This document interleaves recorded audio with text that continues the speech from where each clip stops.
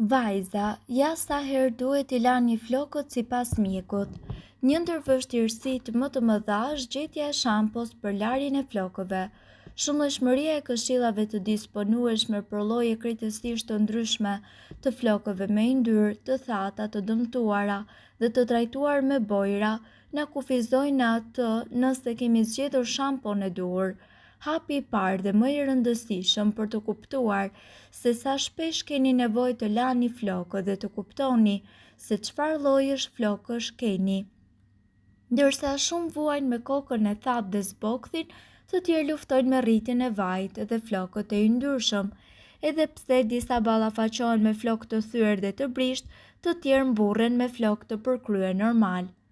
Stilisti francez i flokëve, Julien, thotë se ka vënë re se klientët e tij kanë më pak gjasa të vuajnë me flokët me yndyrë, në qoftë se ata nuk i lajnë flokët çdo ditë.